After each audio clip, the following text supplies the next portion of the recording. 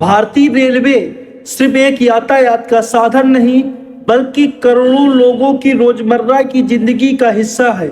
सुबह से लेकर रात तक कोई नौकरी के लिए दौड़ रहा है, कोई इलाज के लिए, कोई घर लौट रहा है।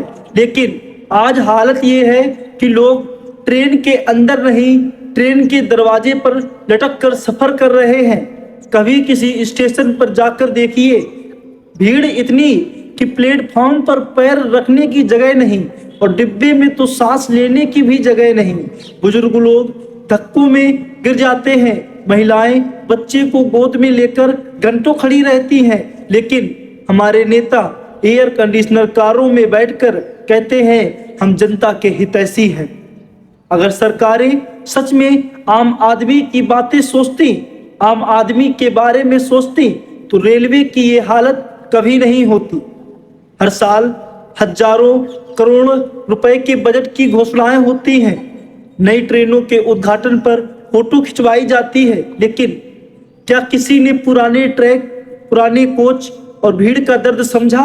नहीं समझा। रेलवे कभी इस देश की लाइफलाइन कही जाती थी, आज ये सहन शक्ति की परीक्षा बन चुकी है। लोगों के पास विकल्प नहीं है, मजबूरी है।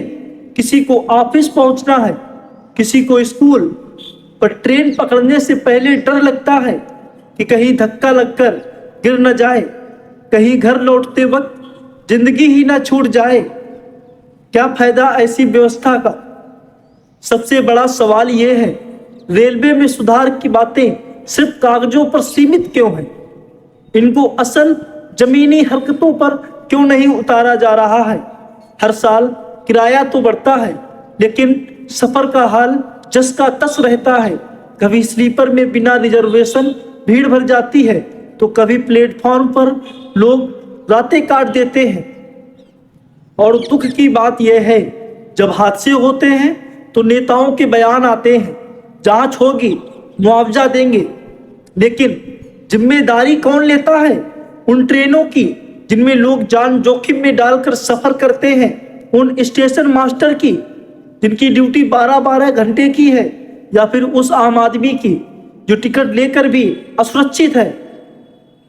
हमारे देश में बुलेट ट्रेन की बातें तो खूब होती हैं, लेकिन जमीन पर सच्चाई है।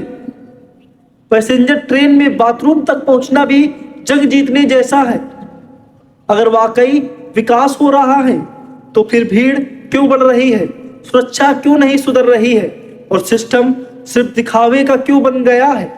अब वक्त आ गया है कि सरकारें और नेता शब्दों से नहीं, कदमों से, मेहनत से जनता का भरोसा जीते। रेलवे में सुधार की जिम्मेदारी सिर्फ अफसरों पर नहीं बल्कि पूरे सिस्टम की है।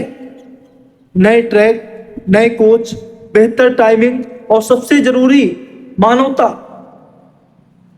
जो आम आदमी ट्रेन में लटक कर सफर कर रहा है वो कोई अपराधी नहीं, वो इस देश की रीढ़ है जो रोज अपने परिवार के लिए मेहनत करता है। और अगर वही असुरक्षित है तो फिर अमृतकाल का दावा किसके लिए? दोस्तों, सवाल सिर्फ ट्रेन की नहीं, ये सवाल संवेदनशीलता का है। अगर नेता खुद एक दिन भीड़ भरी ट्रेन में सफर करे तो शायद समझ पाए कि आम आदमी का दर्द क्या होता है।